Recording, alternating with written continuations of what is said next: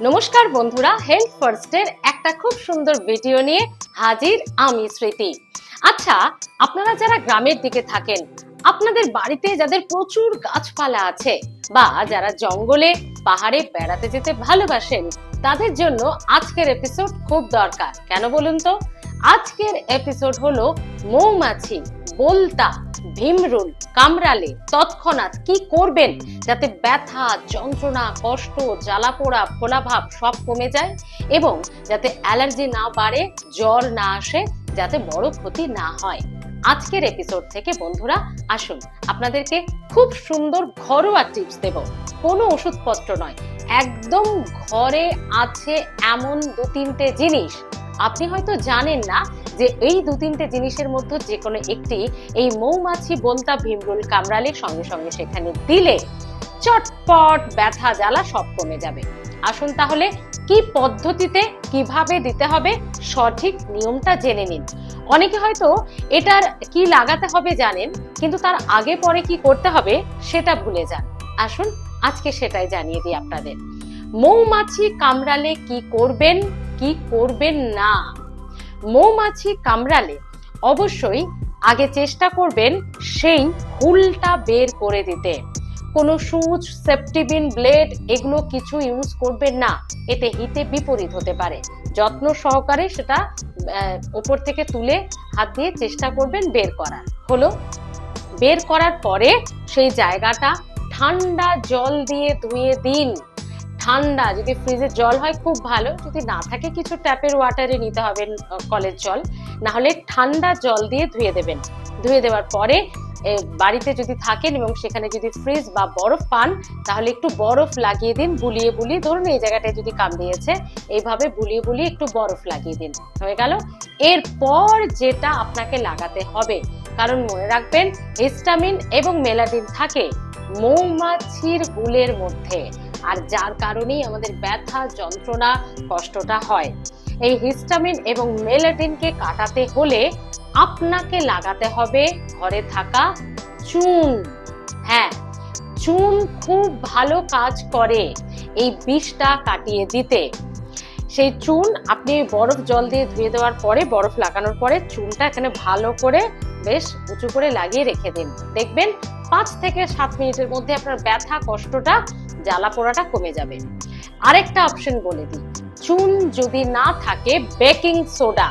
অনেকের বাড়িতে এখন চুনটা পাওয়া যায় না, কারণ পান অনেকেই খান না বা চুন রাখা থাকে না। বাট বেকিং সোডা এটা খাবারে অনেকেই ব্যবহার করে থাকেন।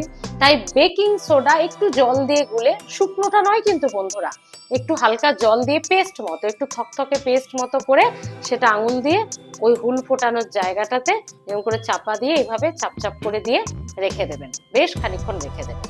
তো দুটো জিনিস, একটা হলো চুন অথবা বেকিং সোডা। এবার বলি, যাদের বাড়িতে চুন, বেকিং সোডা দুটোই আছে, তারা কিন্তু একসঙ্গে দুটো মিক্স আপ করেও লাগাতে পারেন, এটাতে আরো চটজলদি কাজ হবে। তো মৌমাছির হুল ফোটালে কি করবেন, কি লাগাবেন, কি পদ্ধতিতে জানালাম। এবার আসুন বোলতা এবং ভিমরুল। বোলতা বা ভিমরুল যদি কামড়ায়, যদি হুল ফোটে, তাহলে কি করতে হবে। হিস্টামিন থাকে বোলতা এবং এই ভিমরুলের হুলের মধ্যে, এবং সেটি যখন আমাদের শরীরে ঢোকেই একইভাবে জ্বালা পোড়া করে, তাহলে কি করতে হবে, একই পদ্ধতিতে আপনাকে সেটা যত্ন সহকারে সেই হুলটাকে যেভাবে হোক বের করতে হবে। হুলটা বের করার পর একইভাবে ঠান্ডা জল দিয়ে সে জায়গাটা অনেকক্ষণ ধুয়ে নিন, কিছুক্ষণ বরফ দিন। তারপরে আপনাকে লাগাতে হবে সেখানে দুটো জিনিস, খুব মানে অনেকের ঘরেই থাকে অথচ আপনারা জানেন না। যেহেতু হিস্টামিন থাকে তাদের হুলে, তাই লাগাতে হবে লেবুর রস। একদম ভাতের পাতে যে লেবু খান, পাতি লেবু, কাগজি লেবু, লেবুর রস হাফ কেটে নিয়ে ভালো করে এই রসটা একটু দিয়ে রেখে দেবেন। তারপর বাকি যে অংশটা লেবুর, সেটা ধরে রেখে দেবেন। ওই দুটো স্টেপ করার পরে হুলটা বের করবেন, বরফ ঠান্ডা জল দেবেন, তারপর লেবুর রস। এবার যদি লেবু সেই মুহূর্তে বা সেই সপ্তাহে হয়তো আপনি বাজার থেকে আনেননি, তাহলে কি করবেন, আপনার বাড়িতে যদি ভিনিগার থাকে, অনেকের বাড়িতেই ভিনিগার খাবার টাবারে ইউজ করা হয়, একদম প্লেন যে হোয়াইট কালারের সাদা জলের মতো যে ভিনিগার, অন্য কোনো ভিনিগার নয়, সাদা জলের মতো যে ভিনিগারটা, সেটা অনেকেই খাবারে ব্যবহার করেন। তো সেই রান্নায় ব্যবহার করা ভিনেগার একদম আপনি এখানে তুলোই করে নিয়ে, ওই লেবু যদি না থাকে, ফার্স্ট অপশন হচ্ছে লেবু, খুব ভালো কাজ করে লেবুতে এই যন্ত্রণাটা, বিষটা কাটাতে। আর যদি লেবু না থাকে তাহলে একটু তুলোই করে ভিনেগার নিয়ে সেই জায়গাটা এরকম থুপে থুপে দিয়ে তুলোটা ধরে খানিকক্ষণ রেখে দেন, দেখবেন কমে যাবে। তো এই মৌমাছি বলতা ভিমরুল কামড়ালে কি করবেন, কি লাগাবেন, কি পদ্ধতিতে লাগাবেন সেটা বললাম, কিন্তু কি করবেন না সেটাও তো জেনে নিন। অনেক পুরনো মতামত, পুরনো যে সমস্ত পদ্ধতি আছে সেগুলো চিকিৎসকেরা এখন বারণ করছেন। কেরোসিন তেল চিকিৎসকেরা যেটা বারণ করছেন, আগেকার দিনে মা কাকিমাদের মধ্যে, আগেকার মানুষদের মধ্যে এরকম একটা কথা ছিল, তারা এরকম একটা প্রচলন ছিল যে মৌমাছি বনতা ভিমরুল কামড়ালে খানিকটা কেরোসিন তেল নিয়ে সেই হুল ফোটানো জায়গাটায় লাগিয়ে দেওয়া। কিন্তু এখন চিকিৎসকেরা বলছেন যে কিসে কি আছে, তাতে কি রাসায়নিক কোন ক্রিয়া বিক্রিয়া কি হয়ে যাবে, একদম কেরোসিন তেল ডিরেক্ট লাগানোটা সেটা খুব ক্ষতিকর বা মারাত্মক হয়ে যেতে পারে।